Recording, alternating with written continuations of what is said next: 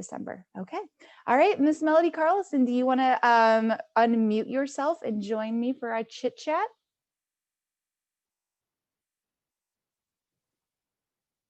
Maybe. Today I'm, oh, there we go. Hi, Melody. Hi. Hi, how's it going? Good. Good. I have to say off the bat, I'm not real techie, so if I need any help, I know you'll help me. Absolutely, I will walk you through this. You're currently not showing your video. Do you want to stay off video for our chat, or would you like to share? What do I do? There's a button at the bottom of your toolbar that says video. It should right now have a little red line through it. Unclick that so the line goes away. Well, I'm on my phone. So okay, that's fine. We're just going to do it this way. We're going to have a fun audio experience. So I mean, I've done Zoom and done the audio. I've done the video before. I just don't know how to do it. Okay. Yeah, there should be like what looks like a camera, like a camera button. Oh, wait. Okay, hit it. Yes. Yay! There's your face. I love it. Oh, and we're glass twins. I'm gonna maybe take them off. I don't know. I have to. Yes. They looked very beautiful on your face. From a distance, so I can almost see. But if I'm close up, I really need them. Well, Melody, thank you so much for joining us tonight. Thank you for having me. It was really fun listening to the ladies share. It got me thinking. Oh, good. Well, we are going to ask the same question of you as well. Don't think that we forgot about you. But first, before we get started, I'd love for you to introduce yourself to our readers and tell us a little bit about yourself and how you got started writing. Well, I'm Melody Carlson, and I just always loved writing from the earliest ages, and it came really easily to me. So I took it for granted, and I did, which is true. You know, when something comes easily to you, you just don't think big deal. So it took me a long time. It feels like it took me a long time to get serious about it. But during that whole time, I was writing. I would write letters. I would write poetry. I kept a journal. I would write for newspapers or the PTA or, whatever, Whatever you could write, you would writing. Finally, it just kind of burst out of me. And I started writing just furiously, and I didn't have very much time. So I wrote really, really fast. And I discovered that I write really, really fast. And that's how I work best, which is why I've accumulated such a huge pile of books. Embarrassing. But yeah, so that's kind of how I got started, and it's just kept going, and it's been about 30 years of publishing now. Oh, wow. That's awesome.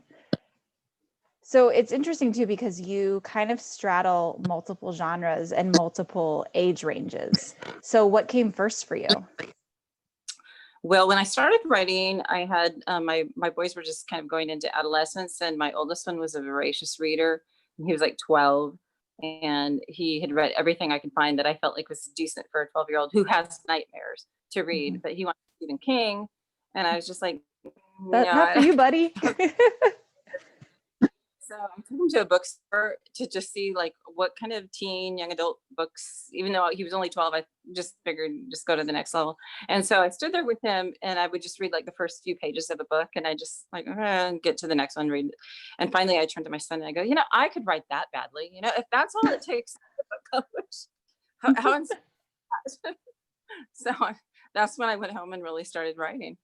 And so because of that, I kind of started writing for teens. And then I realized quite early on that it's really hard to get published for teens, especially 30 years ago. And so because I loved women's contemporary novels, then I just kind of switched over into that. But then, I don't know how many years later, then I did break into the teen market with Diary of a Teenage Girl book. And I thought that was going to be like one book that I would write for teens. And I think I've done 50. So wow. Yeah. So how did that that must be your, I mean, it's a silly question to ask if that's your longest running series. That would be anyone's longest running series at 50 books. No. But Diary of a Teenage Girl was actually only 16 books. But then I did another series called True Colors that was for teens, and that was 12 books. And then I did some series that were like 8 books and 8 books. And so, so by the Wow. time, yeah. But I've actually written more women's novels than I have teen. Mhm. But that was, yeah, that, that was a few years ago. And I've only done one teen book in the last 5 years. So Yeah. I feel like I'm moving away from that. I feel like I'm too old for that. You're like, I put that away. It's time for women's fiction. So yeah, you said that you figured out as you were writing teen books that really women's fiction and contemporary fiction was more your interest. What switched for you? Was it reading some other books like that, seeing other authors, or was it really that you found your voice kind of just made sense in that genre? I think I couldn't take the stress of writing books. No, I mean, because I wrote a lot of issues-driven books about Mhm. really hard things like date rape and cutting and Yeah. just drugs and just you name it. Because when my boys went through their teen years, that friends and things that were going on, I would see things and my heart would ache for them, and I'd Right. think, "Can I?" So, but that's stressful writing.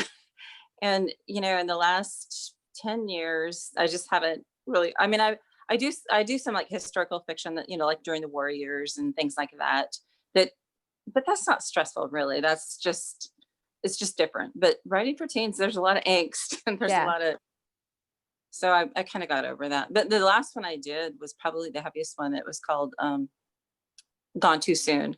And it was a 17-year-old who had died tragically, and everybody in her family blamed themselves for her death. So that was pretty heavy. And then after I Mhm. finished that, okay, back to some happy Christmas novella. Yeah. Yeah. So, how do you get into the spirit for Christmas when it's not Christmas time? Well, this year is a bit of a challenge, I Mm. have to say.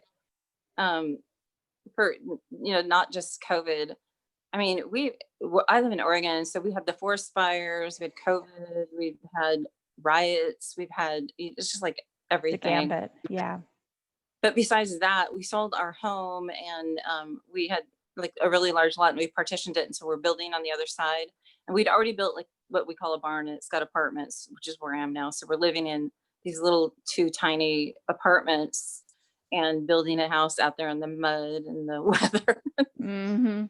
I have like a fake Christmas tree out on my patio, and I have a wreath hanging on the barn. But I'm feeling really highly Christmassy this year. But normally I am, and my husband's birthday happens to be Christmas Day, so Oh, that, wow. no, that maybe puts a little more fun into it. But this year, I don't know. We didn't do much for Thanksgiving. We had our 2 sons here, and yeah, it's just a different year. Yeah. Yeah, very much so. And it's so interesting because like I hearing that you live in Oregon in the Pacific Northwest, but with the Christmas Swap, your newest release, it is it's a combination of Colorado and Arizona. It's very different from the Pacific Northwest. Can you talk a little bit about your research and like what inspired the book? Yeah. Well, I've set a lot of books in Oregon, and Mhm. some editors are like, yeah, we know. Something new, time for something new. But to be honest, when I was writing the Christmas swap, I'm thinking of my own town, which is a western town. We're in the mountains and we get snow, and Mhm. it's we have ski areas like 20 minutes away from us and stuff like that. But we had been in Colorado not that long ago and had driven through Breckenridge, and it was really charming. It wasn't in the wintertime, but I could imagine it, and I thought that would be a great place to set a book. And then of course Arizona, because it's just hot, and it was in the hot parts of Arizona, so it's like, why would you want to swap from here to there? And then of course the guy who owns the beautiful Breckenridge home doesn't want to swap at all. Of course now. He's like, I'm not leaving. It's gorgeous here.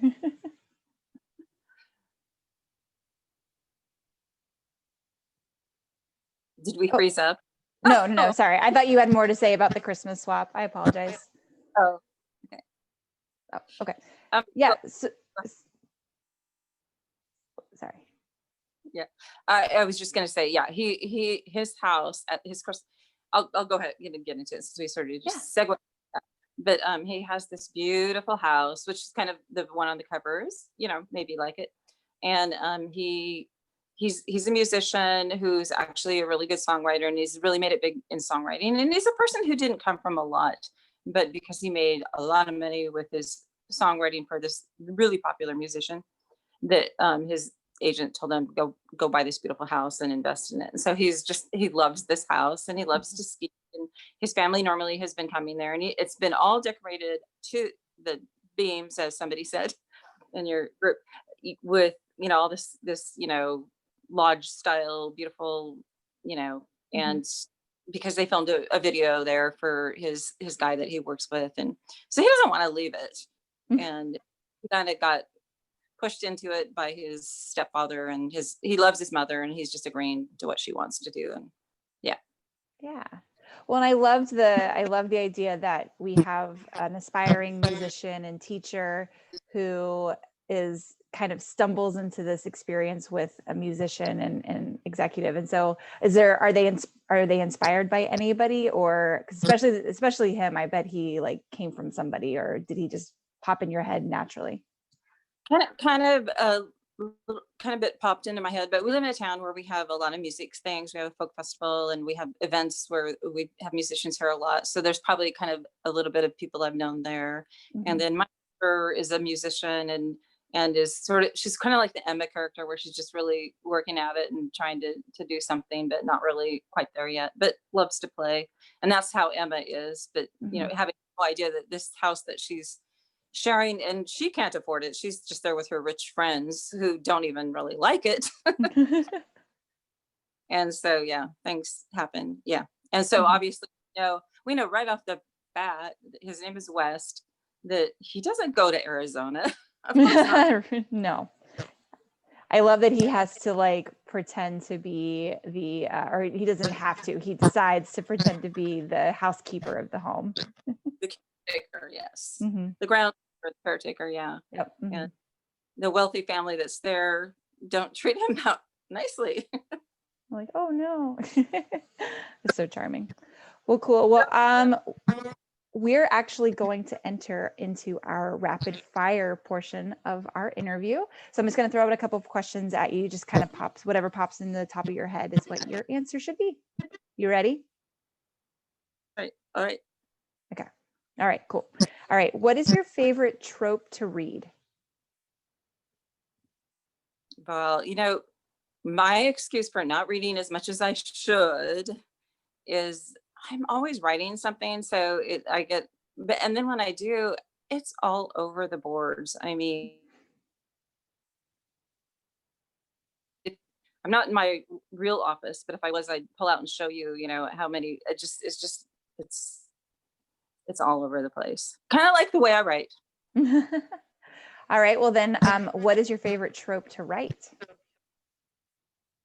Again, it's all over the board, because I mean, if I'm writing, well, right now I'm writing a historical Western set in the 1880s in Colorado, happens to be Colorado. And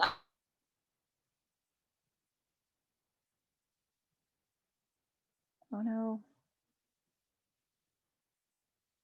Melody? All over. I've done, yes. Oh, sorry, go ahead. We just lost you for a second, but you're back. It kind of is whatever I'm working on at the time, but I mean, maybe contemporary women's fiction, if I had to nail it. Yeah. Cool. All righty. What is your favorite Christmas or holiday tradition? Well, that's another good question. All of them. No, you have to pick something, Melody. You have to be decisive. What I do love, and we're not doing it this year, that's why it's kind of hard to say, is we do go out to the woods and get a tree. And we usually do it with neighbors and friends and take cocoa and just, make it a fun thing. And we have room for it this year. And I have a fake little Charlie Brown tree out on my that's really fun, because it sets off the season, and we bring it home, and we usually, get ceiling height, which can be like 12 to whatever. Our next house is going to be taller than that.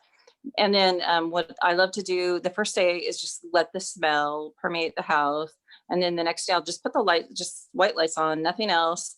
And I'll do that for a couple of days. And then finally I kind of get inspired to start decorating. And that just really kind of gets me going. Yeah, for sure. And that's so cool. Do you ever get to write when it's Christmas time, or do you know, or Christmas books during Christmas, or is it usually opposite season? It's totally opposite season. Almost always July. I don't even know why, but and I'll be working in my office with the air conditioner on and just thinking cocoa and snow and all of that, and then I'll walk Mhm. outside. It'll be like 95 degrees. Right. Whoa. Feel- So true. Are you a pantser or a plotter? Totally a pantser, and I felt like I invented that term 30 years ago, but I did say I write by the seat of my pants, and yeah, and I totally do, because for me that's the fun. I chase the story. I don't know what's really next, and it usually turns out okay. Cool. Is it usually a character that comes to you, or is it a story that comes to you, or a plot? It's a little bit of anything. Mhm. Some character that has a problem. Sometimes it's a setting, like with this one, the Christmas swap kind of really was settings. And one of the things I someday would like to do a house swap, not right now because nobody would trade with me with these, but well they So might maybe because next year. maybe I think I want to be in my house next year. That's what I mean. Like next year you can do a swap so they can. Oh, sorry. Yes, my bad. um, Now I forgot the question. Oh, I forgot the question too. Oh my gosh. Oh, well, we'll just move on to the next one. Your favorite holiday storybook or movie? I'm kind of old fashioned, I like ones like It's a Wonderful Life and White Christmas and those kinds of things. Storybooks, and I do like the Christmas Carol, and I go back to the old stuff. Mhm. Do you ever watch any remakes of the classics, or are you strictly classics?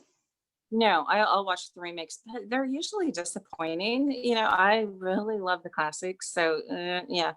And then you feel like you just wasted your time when you could have watched the real thing. Hmm. you know. That's so funny. That's how I felt the other day watching the new Grinch musical on NBC. I was like, I could just watch the cartoon, which is the best version of this anyway. I agree. Mhm. Um, which character in a Christmas swap would you want to be friends with? Well, of course, Emma or West. Emma's just so sweet, almost guileless, just adorable. And I don't usually write characters that are just as kind of pure and good, but it was kind of fun. Just she kept loving that family, even though God, I just wanted to smack them around. But it, it turned out okay, and I liked Wes. Oh no. And he, even though he's a really kind of a famous person, he didn't care if anybody knew it, and he didn't want anybody to know it, and I thought that was kind of cool. Mhm. I always love talking about characters that you've created as if they were real people, because I bet to you they are incredibly real people. Do they stick? Do they ever come back and visit with you? Well, if I wasn't always working on the next book, probably like the book that I'm working on, yes, I would say that they do, because I'm trying to figure out what are they going to do tomorrow. Right. Mhm. I'm working on right now. I'm not quite sure what they're going to do tomorrow. She's kind of in a pickle, but yeah, so that does. And then sometimes I get letters from people saying, "Oh, why don't you write a sequel to this standalone book?" And I'm like, then I'll pick it up and I'll look at it and I'll go, "Oh yeah, I wonder what she is doing." She does deserve a story. Do you prefer doing the standalones or series?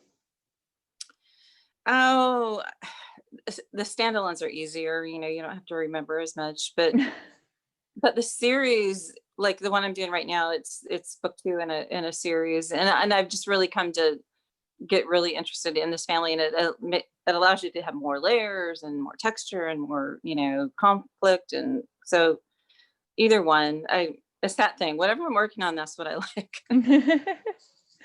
Well, cool. All right. My last question for you is, if you weren't a writer, what would you do? Well, I like interior design and house design, and I've done a lot of that for us and for friends and things. But I worked for a designer for a really short time, and I kind of hated it. That actual, having to do it as a job to please somebody. I like doing it Mhm. like help somebody, and I think that's, or house flipping. because my husband is another contractor that he has been, and we're building our own house, and we just flipped another house that allowed us to build the house that we're building. So I think that's a lot of fun. And I've written a couple of books. So that's kind of fun. Awesome. Yeah, I think house flipping would be very cool to do. Okay, well then, Melody. Oh, sorry, go ahead. That's something else. I renovated a vintage trailer, and then I wrote a book about it, which might become a movie. But that's a fun thing to do too, vintage trailers. So I have several Did you things just I say like. are you saying the Happy Camper might be a movie? I think it is going to be a movie. You just heard it here. Well, we have it. I adapted the script after I had my other movie, my first Hallmark movie, and about a year ago had a lot of interest at 3 different groups, that, and then settled on one, and then COVID hit, and then it was just like, forget it. But then just about a month ago,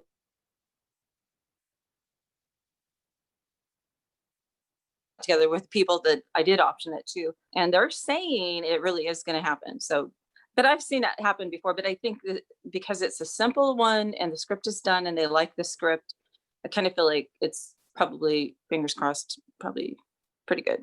That's so exciting. Was it your decision to do the script, or was that sort of like your agent's idea? No, it was totally my idea.